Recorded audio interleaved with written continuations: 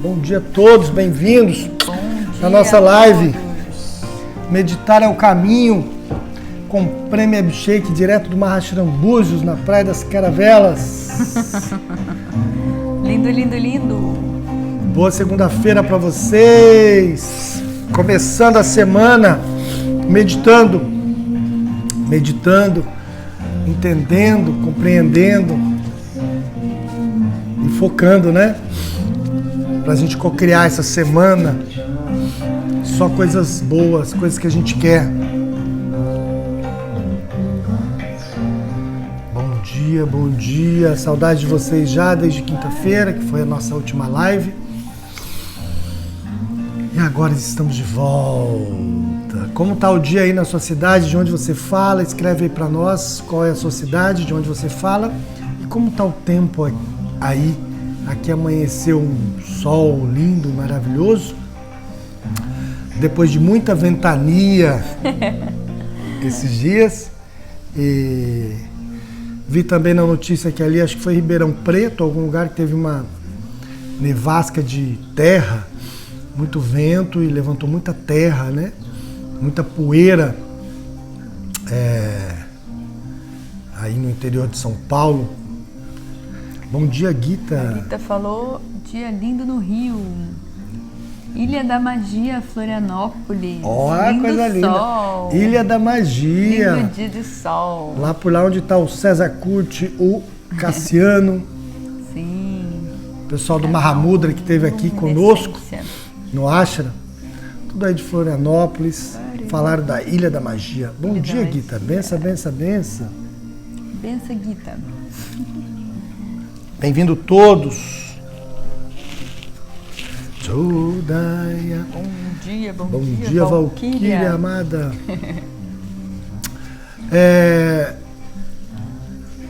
Vamos lá, hoje o tema, compartilharam um tema com a gente. Compartilharam um tema mais intenso, né? Como a gente fala, vamos falar sempre de intenso. Intenso. Michele, bom dia a todos. Ellen.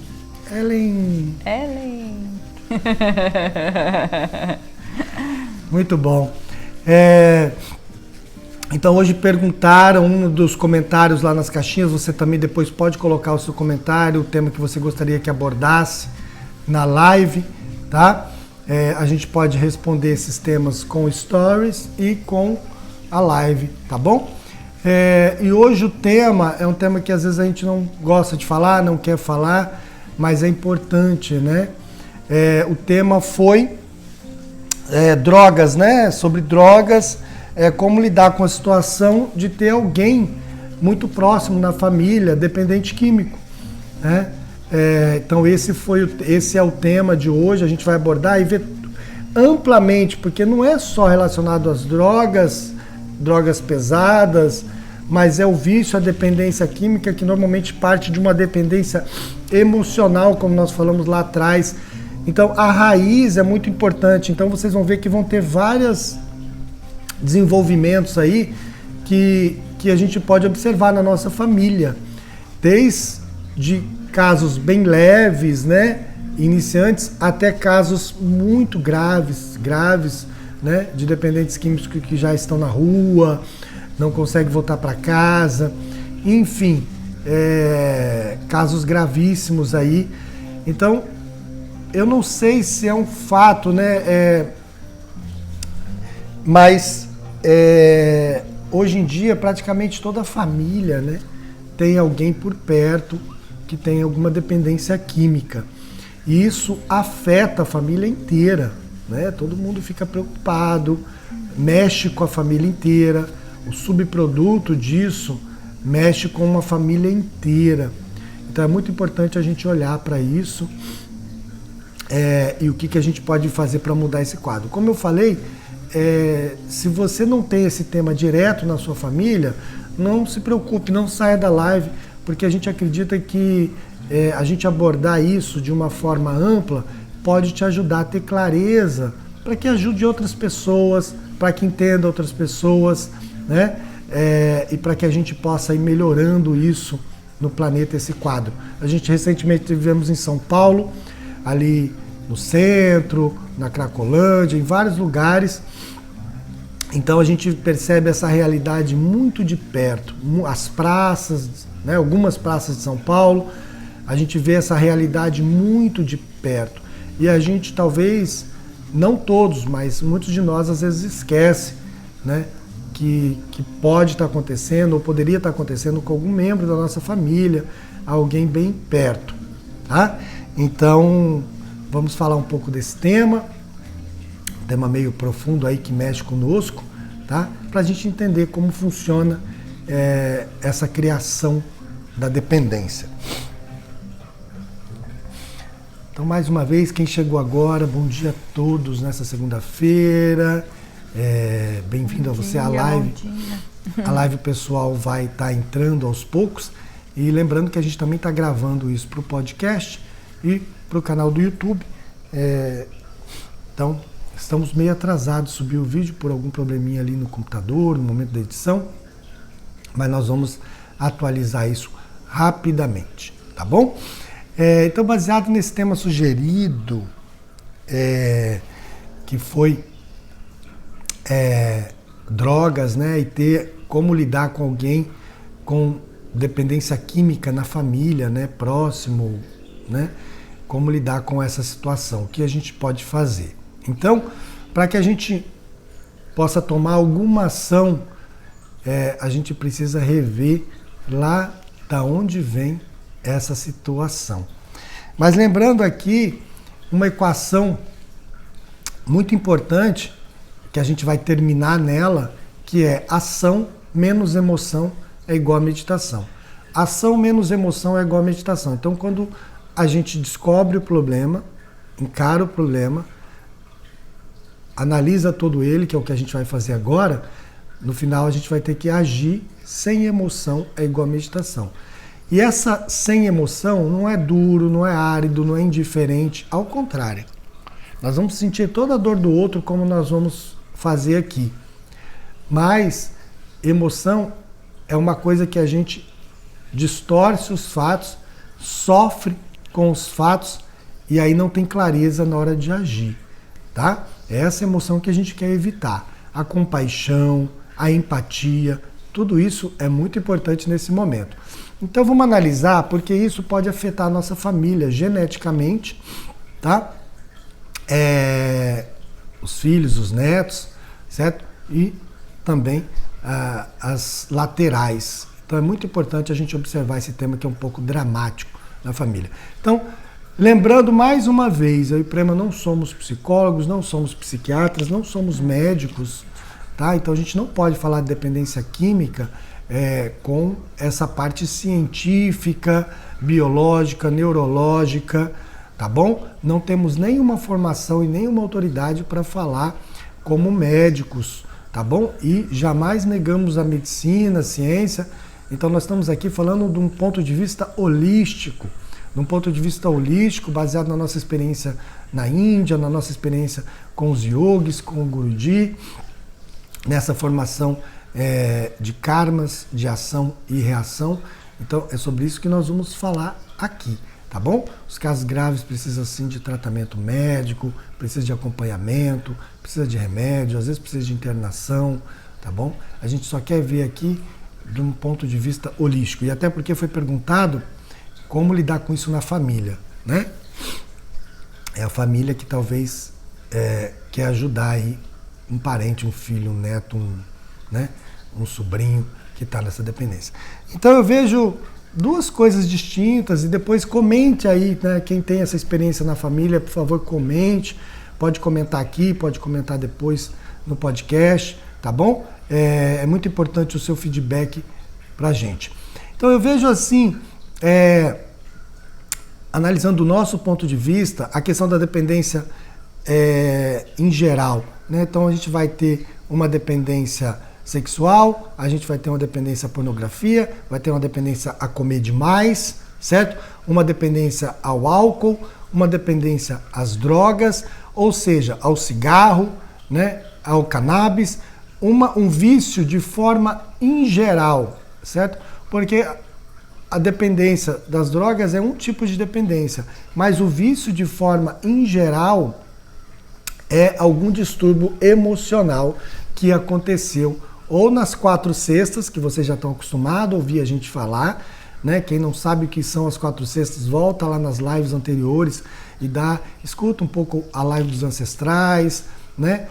As lives que nós falamos, que trabalha isso, a concepção, gestação, parto e primeiras 6 horas, que é o que forma o nosso HD, as experiências e como nós registramos isso. E depois até os 7 anos, obviamente, mas na Índia fala que essas 4 cestas, as 4 primeiras etapas já formatou o seu HD. Depois é só uma repetição.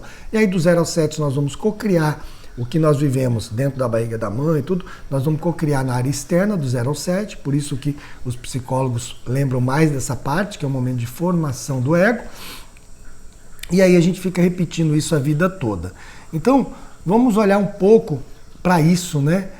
Eu vejo que tem várias formas de dependência química e algumas envolvem as 4 cestas, outras envolvem os ancestrais, né? E outras envolvem o karma de vida passado. Nós falamos tudo isso nas lives, né, lá atrás, tá? Em sentido desse tripé que forma a nossa vida. Os ancestrais, os karmas de vida passado e as 4 cestas. Então eu vejo que, por exemplo, o álcool, a dependência do álcool, ela está relacionada a esses 3 aspectos, mas tem muito forte também o aspecto dos ancestrais, né? O vício da bebida pode passar facilmente de geração para geração, certo?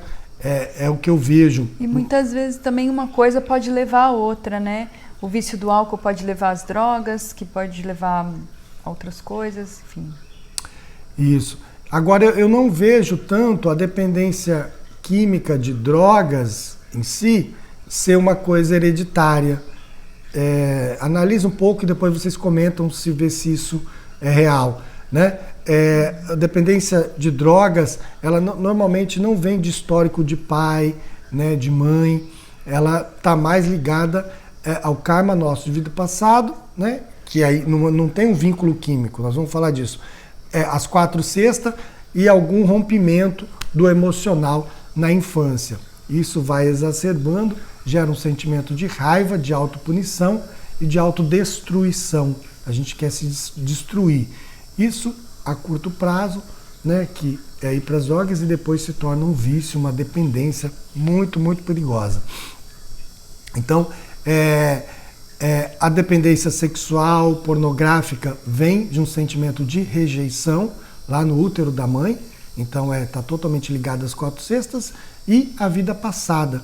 A vida passada, que é algum sentimento de culpa, alguma repressão da sexualidade na vida passada, né? Você achava que a sexualidade era errada, era ruim, era pecado, não era espiritual. Você reprime a sexualidade, volta numa experiência onde vai ter uma rejeição no útero, né? E aí exacerba a sexualidade para que você experiencie ela. Mas aí vai para o outro oposto. Fica viciado, né, na pornografia, na masturbação, se relaciona demais, troca demais. E aí é um distúrbio também emocional que aconteceu nas 4 cestas, mas é uma experiência de vida passada.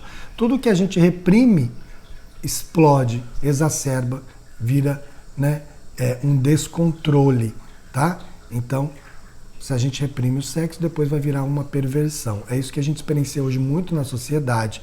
Tudo que é reprimido vira uma perversão, certo? Então, é importante a gente observar isso, da onde vem essa dependência nossa e começar a trazer isso para o lado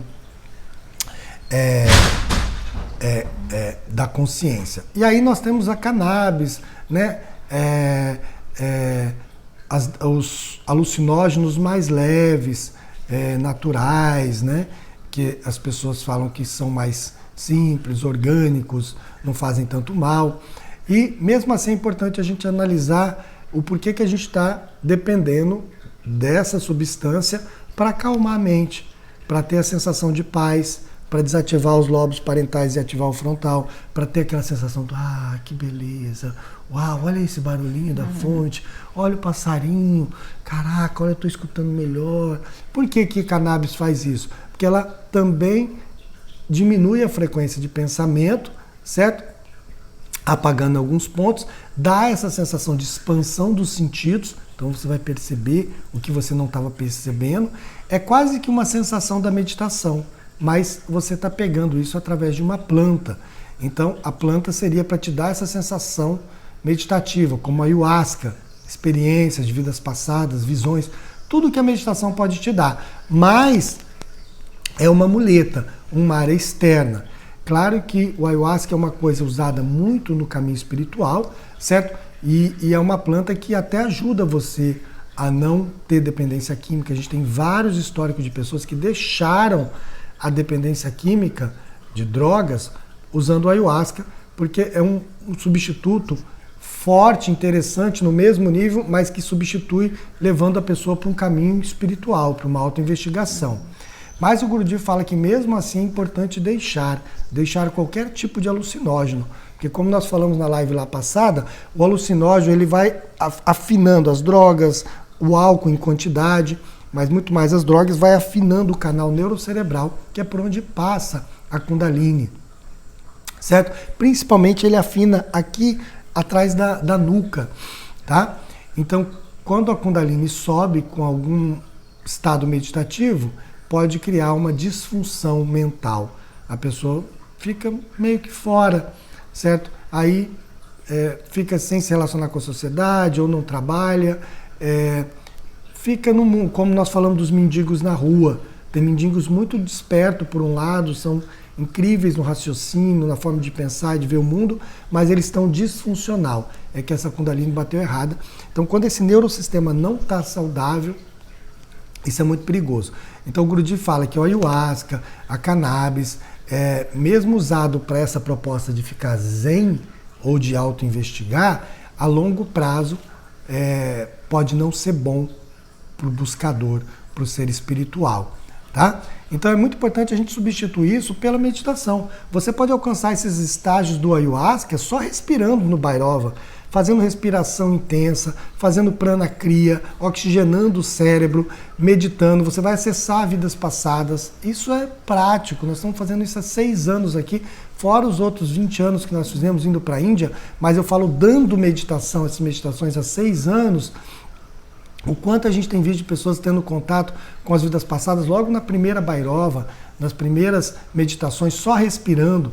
Então você não precisa, né, dessas muletas que são os alucinógenos. Se caso você faz uso disso, vai tentando substituir aos poucos pelas meditações. Né? Se você usa essas drogas mais leves, orgânicas, cannabis, vai substituindo aos poucos. Mesmo que você está usando pela proposta espiritual, não tem problema, já é ótimo. Você está numa ayahuasca, num grupo e meditando com perfeito.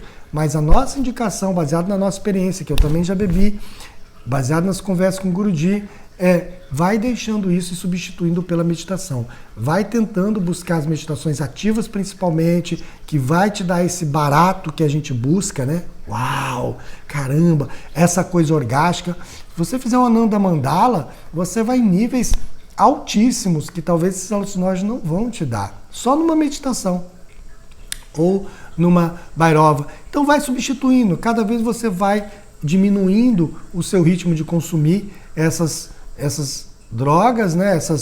Vamos supor aqui, vamos falar desses níveis mais baixos, são alucinógenos até que te levam para um caminho espiritual. Você vai diminuindo e substituindo mais por meditação e um dia, né, você não precisa mais disso, porque você está sentindo a mesma coisa na meditação e muito mais, sem nenhum efeito colateral, né? E aí essa mudança de percepção vai gerar uma expansão de consciência muito bacana. Agora, por que a gente vai, né, as pessoas vão para o momento do álcool muito forte, ou seja, passando para o destilado, isso vai virando um vício, ou a droga? Primeiro, uma predisposição física. Às vezes a pessoa tem uma tendência biológica, uma predisposição física. Da onde vem essa predisposição física? Pode vir, né, dos ancestrais, ou seja, hereditário e de vidas passadas. A pessoa traz já alguma coisa no seu biológico, forma isso, que tem mais facilidade em criar uma dependência química, tá? Nós falamos, dependência química, dependência sexual, está ligado a esses traumas. Repressão, vida passada, raiva e as 4 cestas. Mas vamos lá. A pessoa, por que a pessoa entra? Por que nós estamos falando ainda? O que foi perguntado é como lidar com a pessoa, um dependente químico em níveis fortíssimos, foi perguntado na família. Então nós vamos chegar lá, para que a gente lide com essa pessoa em dependência química fortíssima, que não está conseguindo sair, né? Que está precisando de internação ou que já está na rua, né? A gente vai ter que ver um passo a passo. O porquê que essa pessoa começou a usar a droga. Talvez no começo era uma droga leve, era uma cannabis, né, misturado com álcool, depois é alguma coisa mais forte, aí é uma cocaína, aí é um crack, enfim, toda a história. Isso no experimentar é uma coisa, com 1, 2, 3 anos, estabelece como um vício. E aí isso só vai ficando mais grave. A hora que você vê a pessoa tá pegando as coisas de dentro da casa, da casa de pai e mãe, ou seja, roubando as coisas para trocar por droga, para pagar a conta de droga, afeta o relacionamento da família, nem se fala na esposa com os filhos, se essa pessoa tiver, e afeta também a sociedade como um todo, tá bom? Então, onde houve, o que faz a pessoa que é inteligente às vezes, que teve uma cultura, tem pai e mãe bacana, tem às vezes até condição financeira, não está passando fome, certo? O que faz essa pessoa escolher esse caminho de autodestruição, caminho das drogas? Que ela já escutou que às vezes vai e não volta, não é fácil. O que faz a pessoa escolher esse caminho? Então vamos observar. Ontem, eu e Prema falou que deu vontade, ontem foi domingo, né? Prema disse que queria assistir o filme que nós falamos, O Feitiço do Tempo. Feitiço do Tempo. Quem assistiu O Feitiço do Tempo? O Feitiço do Tempo, o Groundhog Day, né, o Dia da Marmota, nós assistimos ontem. Eu tinha assistido há 22 anos atrás, eu acredito, e nunca mais vi esse filme, não lembro de ter visto depois. Mas ele ficou tão gravado em mim, esse filme, foi antes de ir para a Índia a primeira vez. Ficou tão gravado, acho que foi antes de ir para os Estados Unidos. Ficou tão gravado em mim esse filme, e que eu sempre lembro dele. E ontem nós assistimos, e eu vi quanto é especial esse filme, quanto é forte, transformador, que é o Feitiço do Tempo. O Prema assistiu também ontem, gostou, né? Nossa, incrível o filme.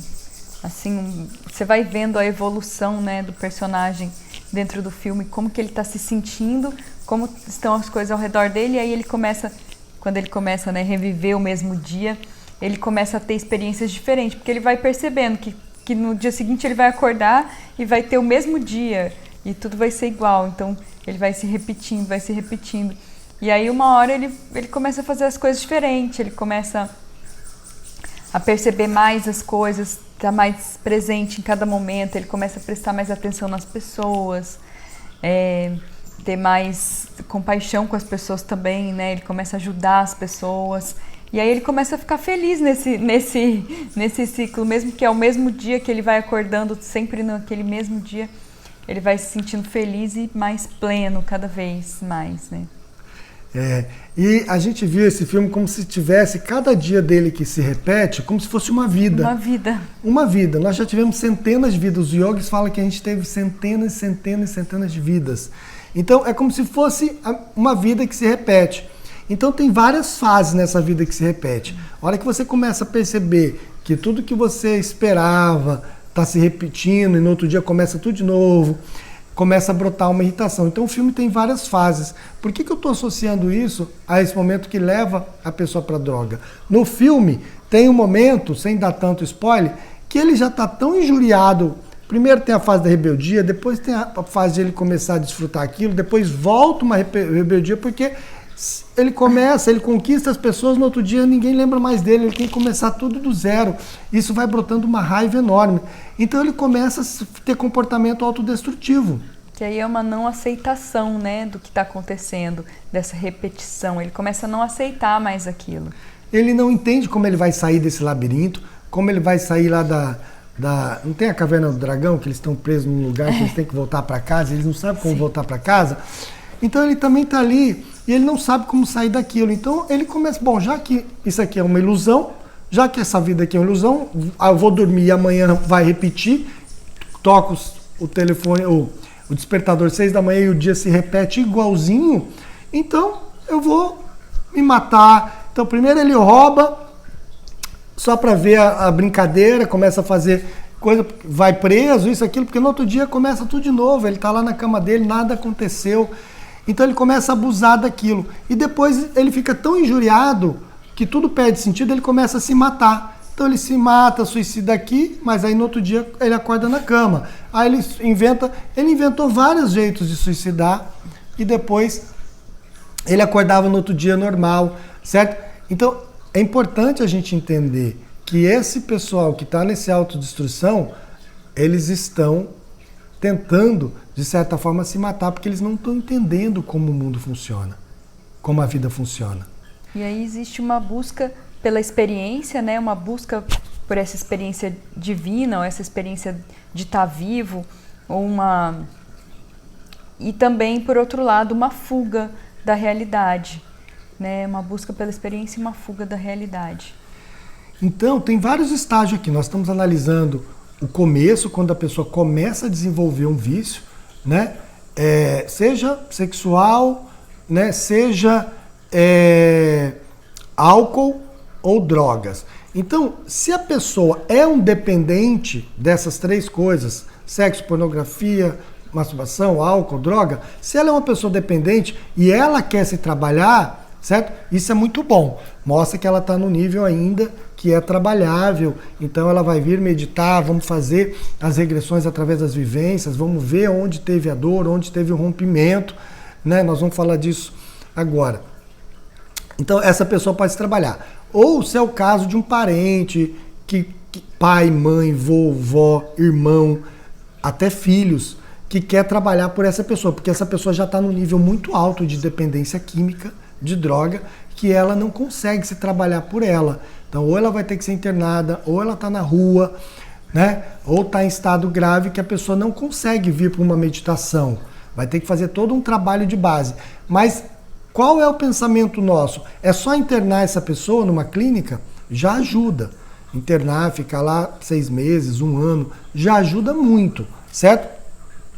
Porque essa pessoa precisa realmente ser colocada num ambiente onde ela vai tentar dar uma pausa nisso tudo, tá? Então, se for possível, ótimo. Tem situações que nem é possível que a pessoa, né, realmente tá na rua, tá? Então, tem casos, nós ficamos sabendo, né, de casos em países, eu não sei se Estados Unidos, Canadá e outros países de primeiro mundo, que o parente não pode internar à força um dependente químico que está na rua. Pode ser pai, mãe, não pode. É proibido por lei você ir lá e pegar o seu filho e internar à força. Não pode. Ele fica sob o poder público, no sentido que esse adulto ele tem direito de escolha. Se ele está ali, pai e mãe não podem interferir. O governo dá suporte, dá comida, tem um abrigo, mas não pode, o pai e mãe não pode ir lá internar à força, né? Eles fizeram esse estudo e criaram essa lei.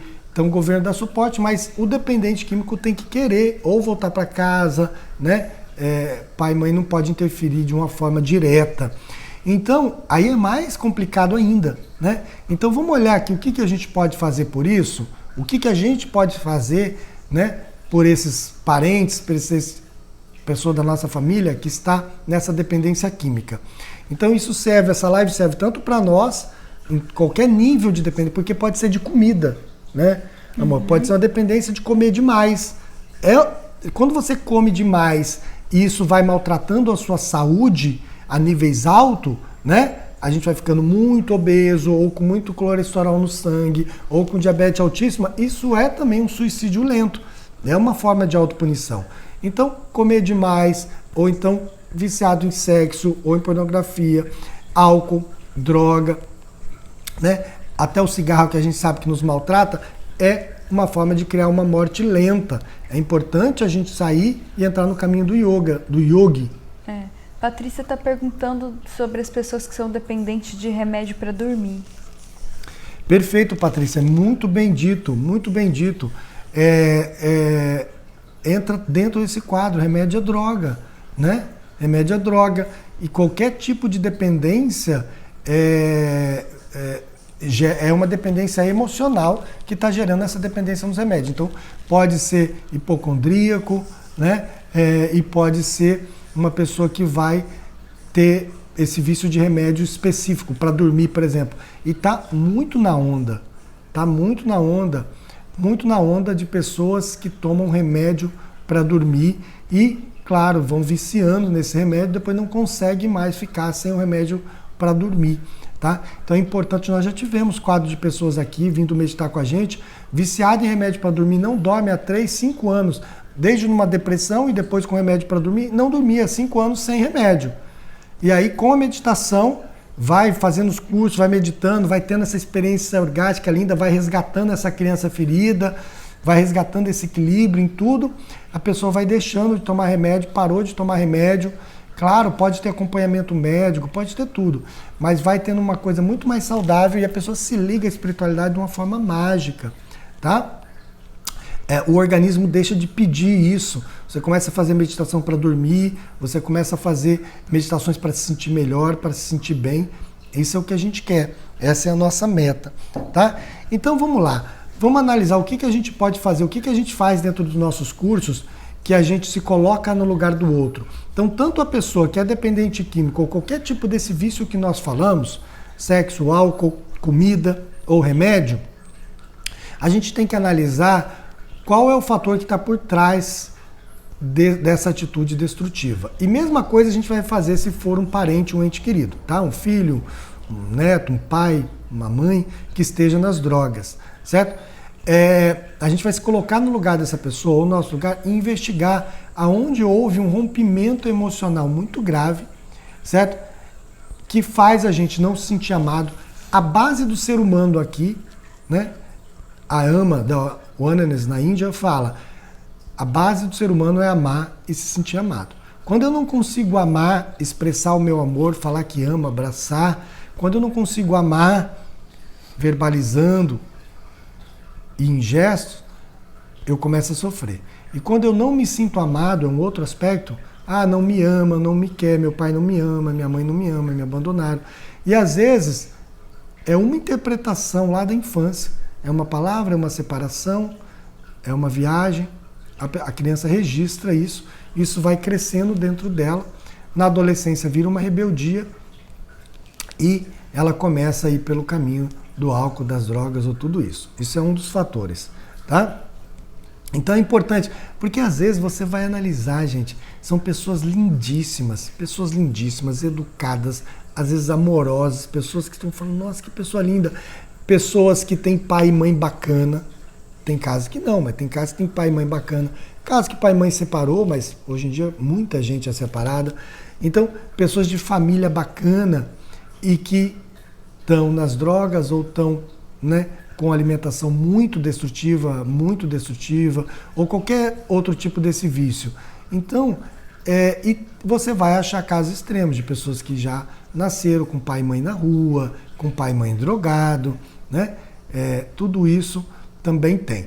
Mas a gente está aqui também falando dessas pessoas que aparentemente não teriam motivo, não está faltando nada, certo? Então, vamos analisar quando isso pode ter acontecido. Primeiro, a gente já traz essa bagagem de vida passada, como nós falamos. Sentimento de autopunição, maldade que a gente fez, sentimento de culpa, certo? Então eu já venho com uma coisa de que eu sou culpado de algo lá na vida passada, então eu preciso me maltratar. Então eu crio uma família que vai ter uma experiência de separação, uma experiência de rejeição no útero, qualquer tipo, níveis pequenos ou maior.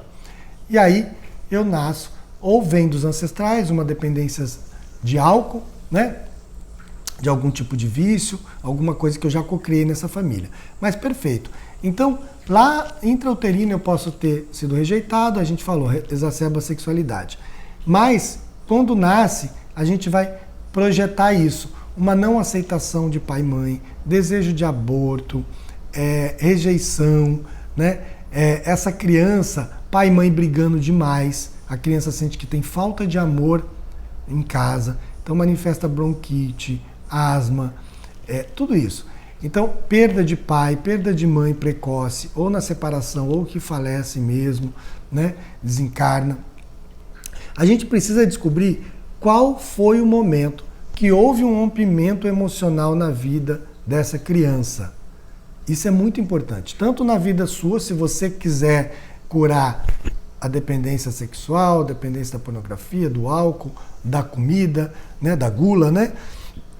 Ou seja, comer demais do que o nosso corpo está precisando. Tem uma dependência emocional aí. A gente precisa ir lá na infância ou fazer os processos que a gente faz aqui nos nossos cursos para você investigar as 4 cestas, concepção, gestação, parto, primeiras 6 horas, para você descobrir qual é o momento que houve um registro de dor que você não conseguiu diluir e virou um rompimento emocional, ou seja, tem uma falha no sistema. Então não me amam, não me quer, não sou bem-vindo, o mundo é uma droga, o mundo não presta, o mundo é repetitivo, nada disso faz sentido, certo? Eu estou atrapalhando todo mundo, eu sou um peso para todo mundo. Qualquer tipo de registro, qualquer coisa dessa não entendida, é muito importante isso, qualquer rompimento disso não entendido, na hora que juntar com 9, 10 anos, já vai afetar a sua sexualidade.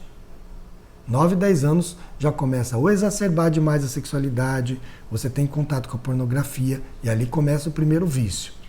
9, 10 anos, normalmente com essa energia sexual, fantasias, né? Já começa aí o primeiro vício. Muladhara e Swadhisthana, primeiro e segundo chakra, começa aí o segundo vício. Primeiro vício. Depois, com 13 anos, vem o momento da rebeldia. 13 anos vem o momento da rebeldia, que a gente chama o momento mais escuro, nosso dark.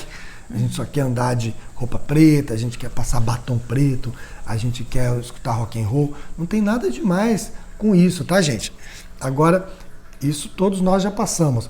O que eu estou falando é que esse momento da rebeldia é o momento que tem lá uma dor, uma raiva registrada, tá? No sistema límbico desse adolescente, que ficou registrado lá na infância, que ele ou ela vai começar a testar a vida, usando cannabis, bebendo demais e, se for mais intenso, começa a provar, já com 13, 14, 15 anos, drogas.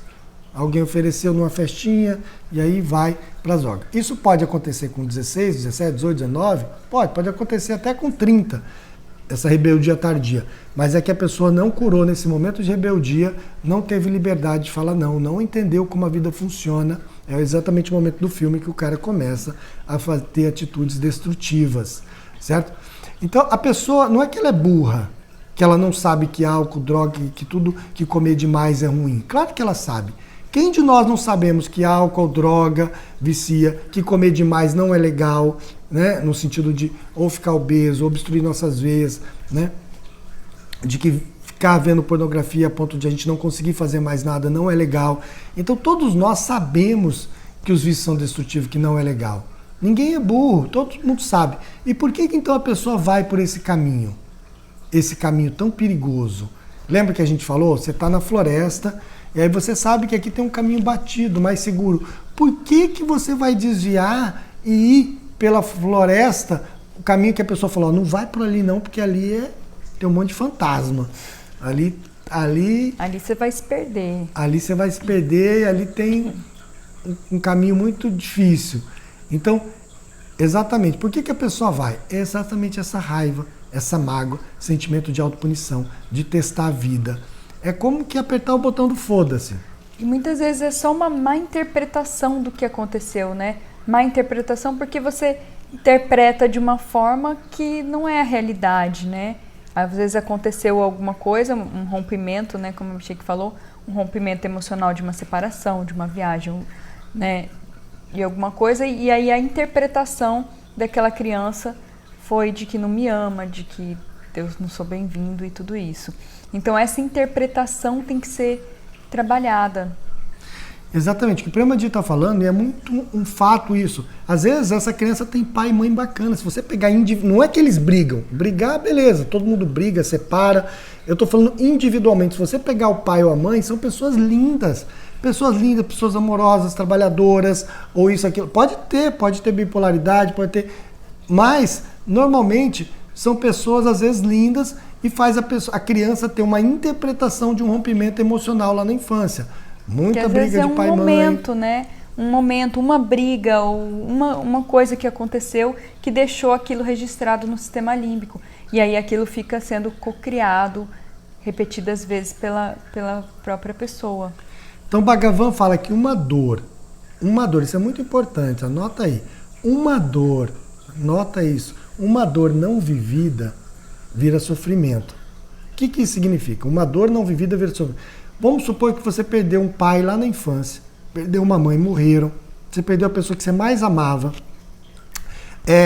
separaram, um foi morar bem distante. Isso é uma dor enorme que essa criança experiencia, porque ela perde o pai, que é a pessoa que ela mais ama, perde a mãe, que é a pessoa que ela mais ama, ou separa, perde o contato com o pai, perde o contato com a mãe. É um rompimento emocional, vocês não têm noção. É mais do que dar um tiro de bazuca no peito dessa pessoa. Porque um tiro de bazuca, você morre e a gente acha que acaba, não acaba. Mas você muda de estrutura física, vamos dizer assim, né? Sai do físico e vai para outro plano.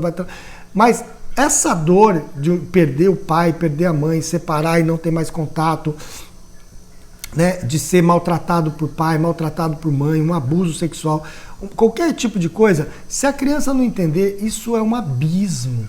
Isso é um abismo. Então o Bhagavan fala que a gente não consegue lidar com a dor. O ser humano não veio com esse aplicativo que ensina a lidar com a dor. Então, normalmente quando tem uma dor a gente rejeita, joga para debaixo do tapete, vai para o sistema límbico. Houve uma dor, você não quer ver, sofreu demais, desde briga de pai e mãe, separação, ausência de pai, ausência de mãe, morte, qualquer coisa.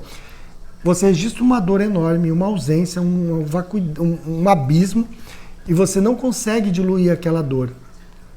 Você joga para debaixo do tapete, vai para o sistema límbico. Isso, a hora que manifestar na adolescência, vai vir como fator raiva. Uma raiva de não aceitar aquilo que está repetindo o dia todo dia. Todo dia está repetindo o meu dia. Ou uma raiva de que não tenho pai, não tenho mãe, não estava presente, não me amou, não me aceitou, não aceitou a minha sexualidade, não aceitou, né, do jeito que eu vim ao mundo, não aceitou isso. Essa raiva, que começou como dor, virou raiva, você não vai saber lidar com ela. Essa mistura de dor e raiva. O que você vai fazer? Você vai querer suprimir ela. Você vai querer dar um apagão nela. Como que você vai dar um apagão nela? Bebendo demais. Vai pro destilado, porque a cerveja não vai ser o suficiente. Vai pro destilado que vicia. Vai para cannabis, que ajuda você a evitar você sentir a dor. O que é a cannabis? Você não está querendo sentir a dor. Você não está querendo entrar com a criança ferida, sentir a sua criança ferida. Você não está querendo, não é que você não está querendo, você nem sabe como fazer. Você nem sabe como investigar a criança ferida. E não quer entrar em contato com a dor. Você nem lembra da sua infância e nem quer lembrar. Não quer investigar. Então a gente vai para a cannabis. Da cannabis, se for uma mistura com raiva, vai ir para drogas mais pesadas. E a hora que você vê, você já está preso. Depois de 3 anos, você está preso nas drogas no sentido de não conseguir se libertar mais. Certo? Se isso se agravar muito, você começa a roubar, você começa a ir para a rua, né? Começa a traficar, enfim. São casos extremíssimos. Então, é importante a gente investigar. Se a pessoa já está nesse nível, quem que vai fazer o trabalho por ela? O parente. Pai, mãe, vovó, marido, esposa, filhos, pode fazer o trabalho por essa pessoa. Isso é muito mágico, isso é quântico.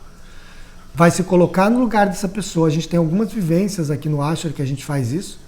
E a gente faz uma regressão de você experienciar onde teve o rompimento emocional nessa pessoa. Você vai fazer essa experiência por ela. Ou por você, se é o caso de você se livrar de algum vício. O vício pode ser até pequeno, como eu falei. Certo? Mas você quer se livrar desse vício porque é alguma dependência. Sexual, comida, remédio. Certo? Então, não precisa ser só o vício da droga extrema. Então vamos investigar o que eu estou colocando no remédio, substituindo pelo remédio, uma dor que eu preciso ser sentida, caramba.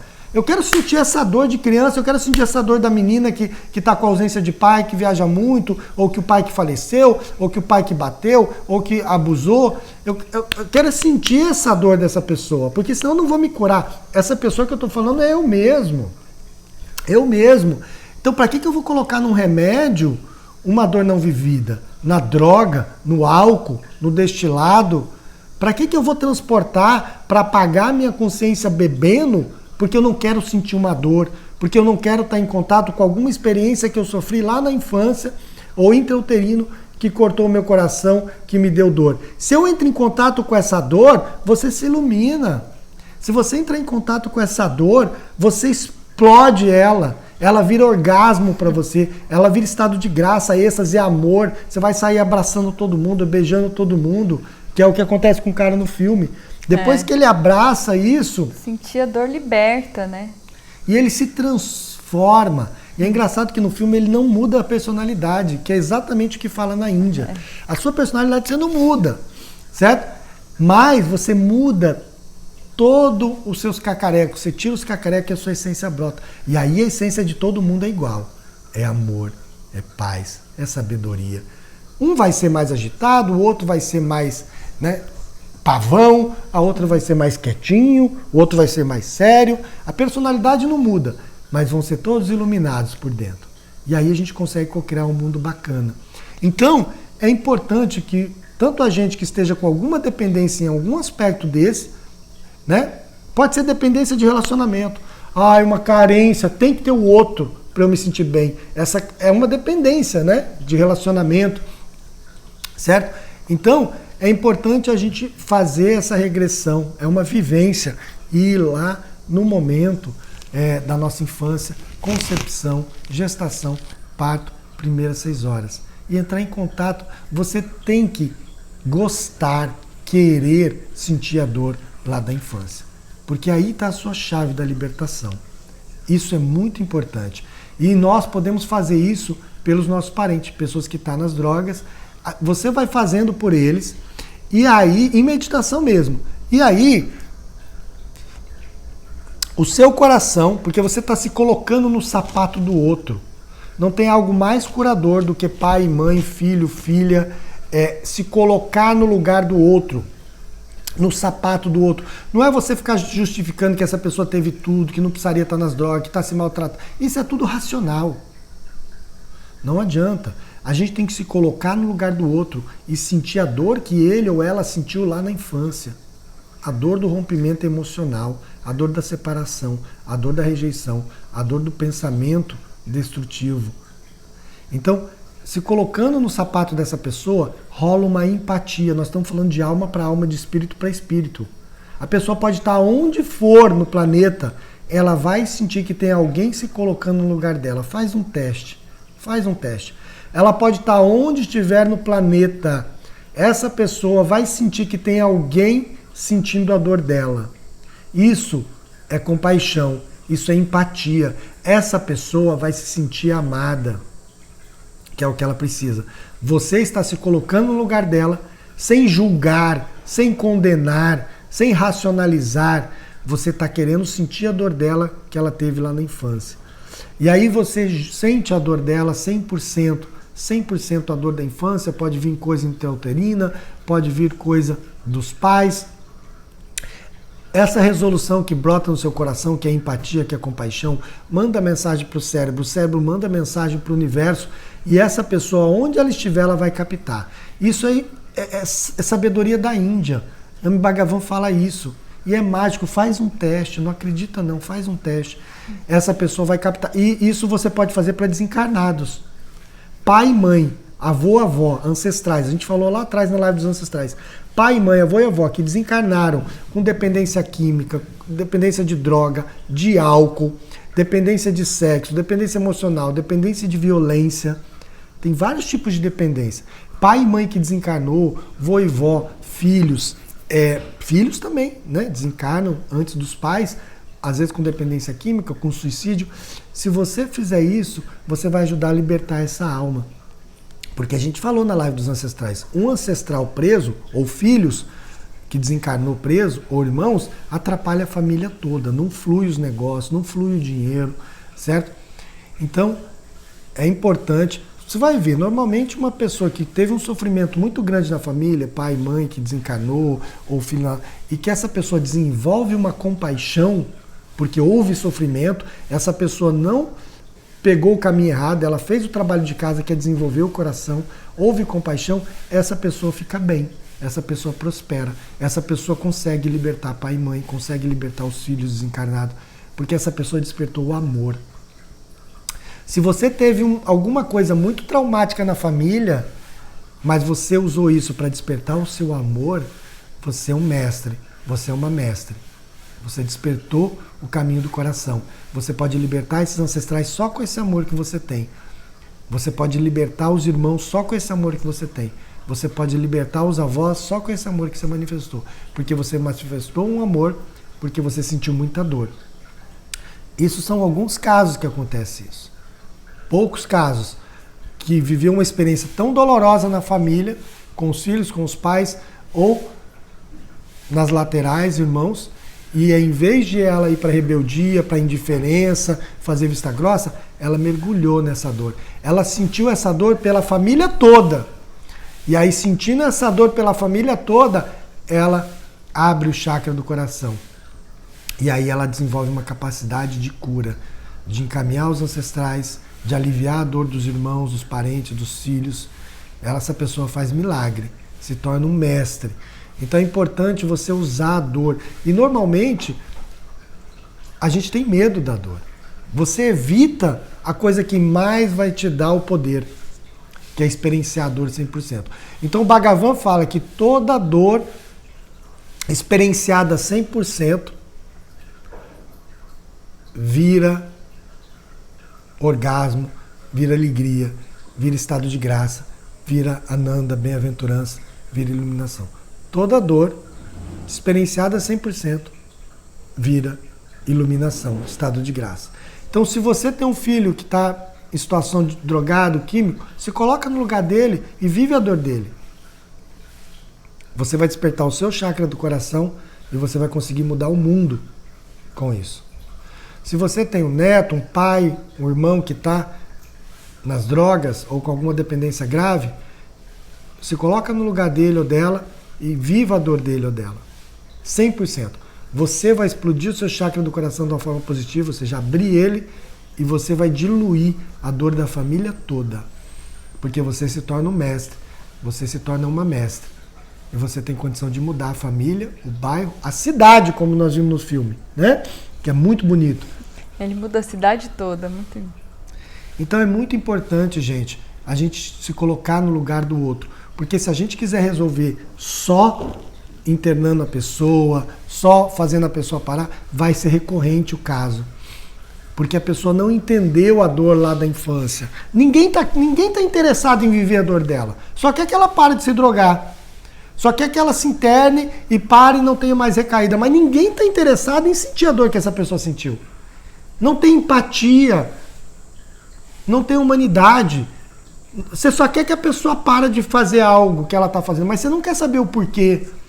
Você não quer se colocar no lugar dessa pessoa e sentir a dor que ela está sentindo. É isso que essa pessoa precisa. Que alguém sinta a dor que ela está sentindo, que vem lá da infância, que nem ela sabe de onde vem. Mas ela quer que alguém sinta essa dor. Quando você se coloca no lugar do outro, você tem essa condição de se tornar um mestre, uma mestre. E aí você vai libertar essa pessoa desse sofrimento. E aí nós vamos passar para a última fase, que é o que eu falei lá no começo da live.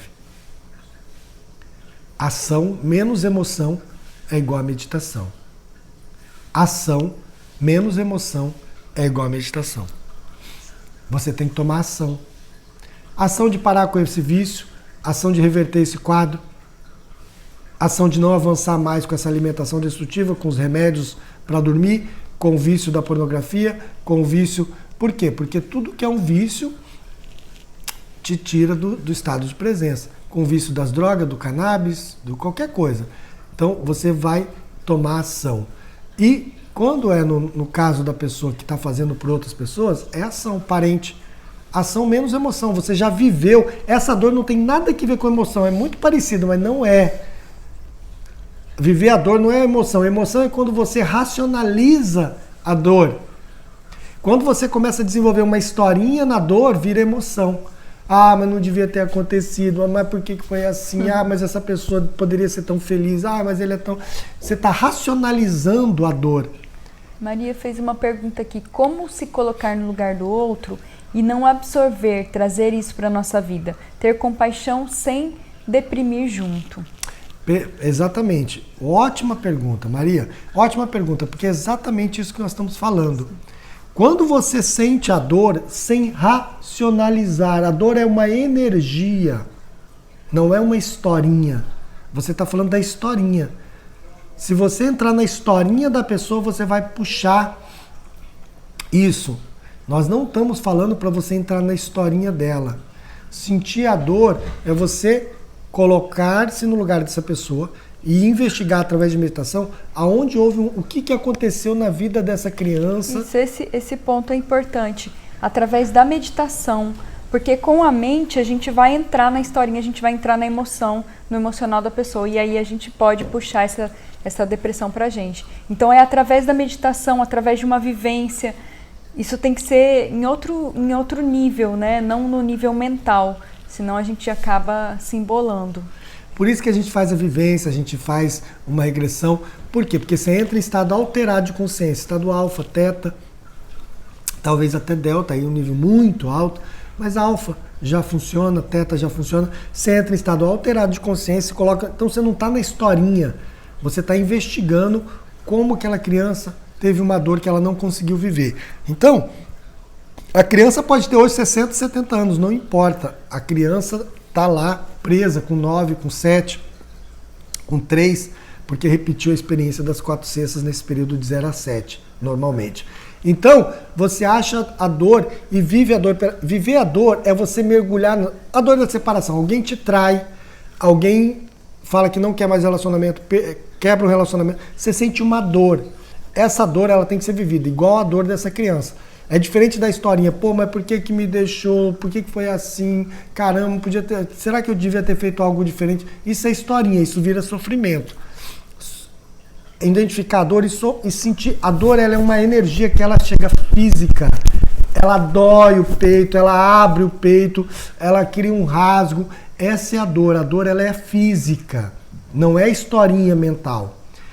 Você vai sentir essa dor física, a dor que a pessoa sentiu de ver um pai ou mãe brigando, de ver pai se separando, de ver pai longe, mãe longe, de ver abuso. Então, é uma dor. Sente essa dor, que essa dor dilui no coração. Não aqui, ó. Essa dor dilui no coração. Se você sai do racional e vem por aqui, essa dor dilui, tá? Então, essa dor diluindo, você não vai pela historinha. Se você ficar alimentando a historinha, o oposto é verdadeiro. A historinha que você está alimentando vai alimentar na outra pessoa. Ah, coitadinho, coitadinha, por que foi assim? Pô, o pai fez isso, a mãe fez... Isso é historinha. Uhum. E até quando isso é criado em vidas passadas, né? Como a Abhishek falou, isso pode vir de vida passada. Uma coisa que não foi curada e você traz para essa vida. Porque mesmo quando a gente traz algo de vida passada, isso é recriado nessa vida de alguma forma. Mesmo que seja em níveis menores, talvez. Então, às vezes aquilo é em nível pequeno, parece que não é nada nessa vida, mas nas vidas passadas foram traumas mais intensos. Então, esse trauma recriado, a gente vai trabalhar ele por menor que ele seja. Então, muito importante. E trabalhando esse trauma, investigando, trabalhando, até que essa pessoa tenha condição também de sentir, mas às vezes só uma pessoa, um parente, consegue libertar muita coisa. Muita coisa. Uma pessoa que desenvolveu o coração e vira um mestre, ela dilui a dor da família inteira. É mágico. Por isso que eu falo, essa pessoa se torna um mestre, uma mestra. Porque ela dilui a dor da família toda, a família toda começa a prosperar, começa a ter entendimento, começa a avançar no relacionamento, tem relacionamentos bons, filhos bons, netos bons, porque essa pessoa ela mudou o quadro da família inteira. Essa pessoa mudou o quadro da família inteira. E aí você vê alegria nessa pessoa, na família, em todo mundo. Então esse é o papel que a gente quer para você. Uma pessoa tem essa capacidade de mudar o quadro da família inteira. Você vai ver os irmãos, os sobrinhos, todo mundo vivendo uma vida feliz, porque você experienciou uma dor 100% de algum familiar que estava em sofrimento e você transformou essa dor em amor. Então é isso que a gente quer para você que está nessa live. Que você, se você quiser fazer esse trabalho por outra pessoa, se torne um mestre, uma mestre do caminho do coração. Você vai mudar a sua casa, você vai mudar a sua quadra, o seu bairro, você vai mudar a sua cidade. Você vai ver. Então, é isso que a gente quer. E essa ação sem emoção é isso. Se tiver que internar, você vai internar. Se tiver que conversar, você vai conversar. Se tiver que resgatar, você vai resgatar. Conversar tudo o que aconteceu, expor todas as mágoas, tudo o que você sente, tudo. Então, isso é ação. É agir. Agir para com o outro, certo? Ir fazer um resgate na rua onde essa pessoa está. Ou seja, a sabedoria da meditação vai te dar discernimento para você agir com o divino na frente. Manda o divino na frente e vai atrás e fala, divino, vamos resolver isso comigo, vai na frente, resolve isso e você vai agir. O divino vai fazer todo o trabalho e você vai agir. Tomar ação. O que tem que ser feito? Pai, mãe, filho, filha, vai fazer alguma coisa sem emoção para tirar essa pessoa das drogas, tirar essa pessoa do caminho da autodestruição. E mesma coisa com os ancestrais que já foram. Você vai tomar ação de encaminhar essa pessoa para a luz, tá bom? Então isso é muito importante. A gente deu 1 hora de live, acho que a gente pode fazer uma meditação. Vamos fazer uma meditação agora, só para a gente encerrar. Acabou aí? Acabou aqui, eu acho.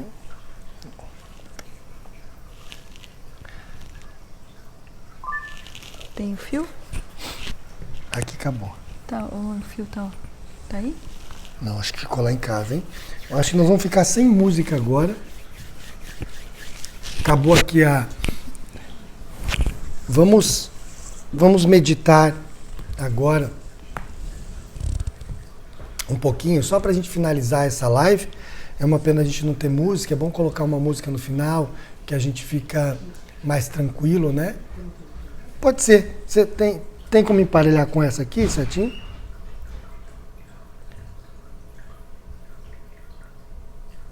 Qual que é o nome dela? É Você Sound.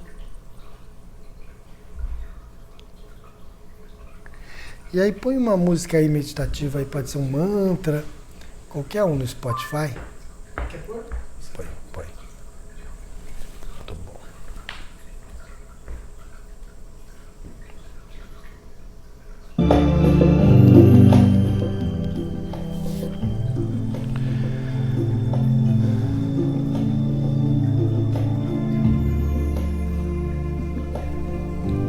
Então vamos ficar com a coluna reta, ombros relaxados, olhos fechados, queixo paralelo ao chão. Esse é o momento da gente meditar nas palavras que foram ditas na live, no nosso encontro energético. Tudo que você sentiu aí foi vibrado nessa live. E é importante a gente integrar isso agora, né? Então, inspire e expira pelo nariz. Faz algumas inspirações e expirações pelo nariz.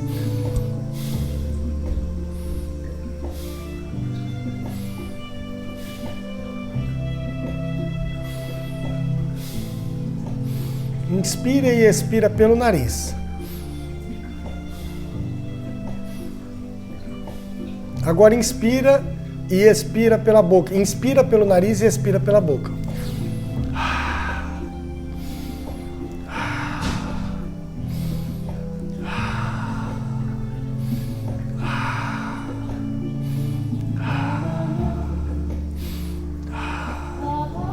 Inspira pelo nariz e solta pela boca.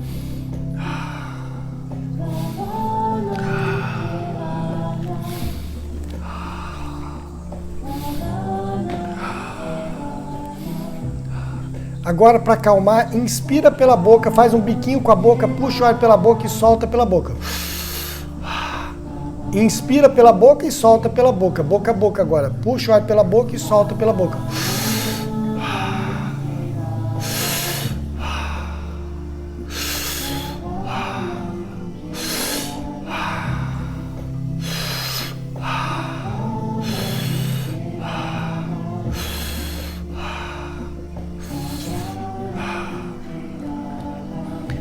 E agora volta com a respiração somente pelo nariz agora, coluna reta, ombros relaxados, olhos fechados, queixo paralelo ao chão. Respiração pelo nariz neutra. Vai para o canal central. A energia só sobe.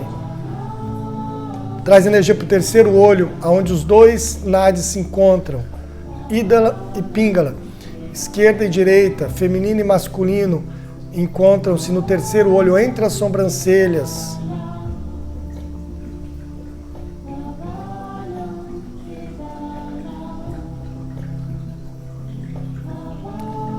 Nesse momento você se torna um mestre de si mesmo, um mestre da sua energia, um mestre das suas emoções, um mestre dos seus pensamentos, um mestre das suas ações, um mestre das suas intenções.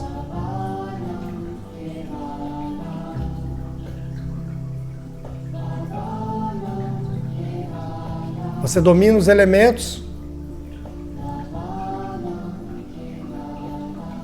e domina os seus corpos, físico, emocional, energético, mental e intelectual. Nesse momento, você desenvolve os seus poderes pessoais. Você desenvolve uma capacidade de diminuir e sair do vício, seja lá qual ele for, de qualquer dependência.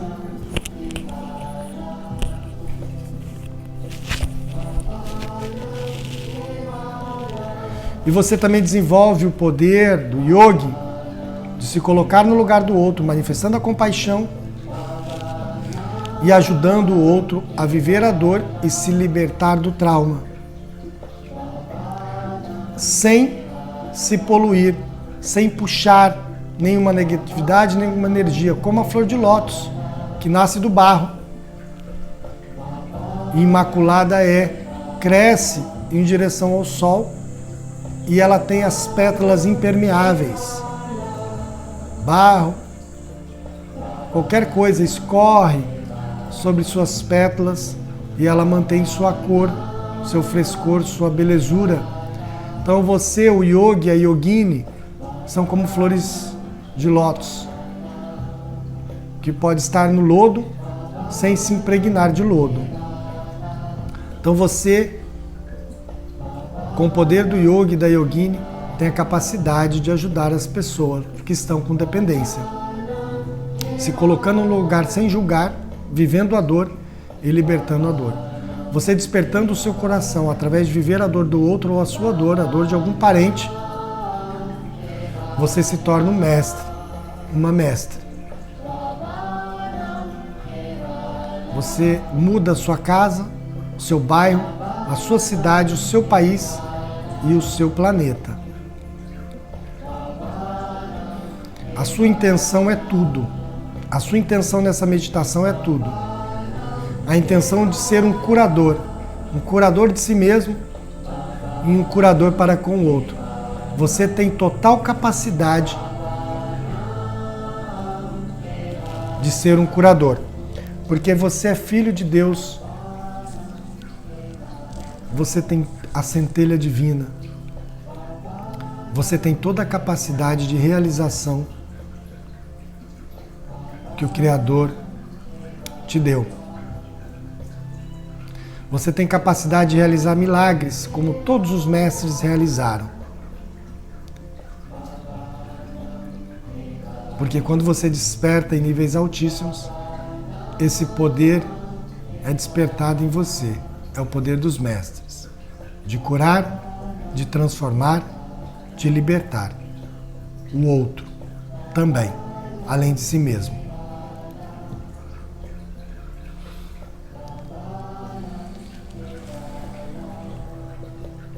Nós vamos terminar essa meditação agradecendo nossos pais, pai e mãe, nossos ancestrais que já desencarnaram, nossos filhos, nossos netos, nossos bisnetos. Nós vamos agradecer os nossos irmãos biológicos, nossos irmãos e amigos.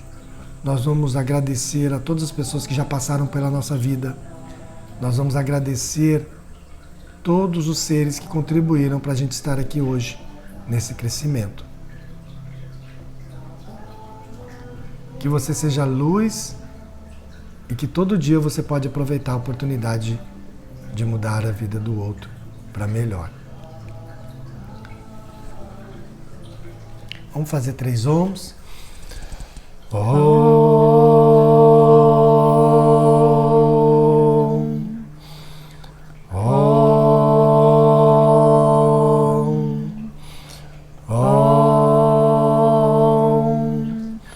Shanti, Shanti, Shanti.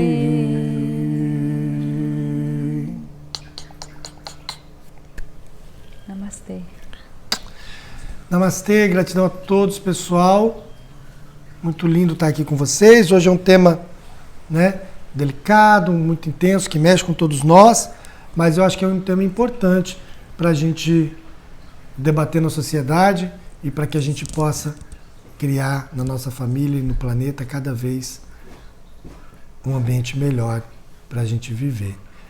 E que todos os seres sejam livres e felizes. Loka samasta sukhino bhavantu. Loka samasta sukhino bhavantu. Que todos os seres de todas as dimensões sejam livres e felizes. Amamos vocês, tenham um dia lindo, uma segunda-feira maravilhosa. Voltaremos hoje às 19 horas para mais um tema. Mande lá o seu comentário, tá lá no story, comente na caixinha. Coloca lá na caixinha de pergunta mais temas para que a gente possa selecionar mais temas legais que vocês queiram saber, direcionado para vocês. Beijo! Beijo!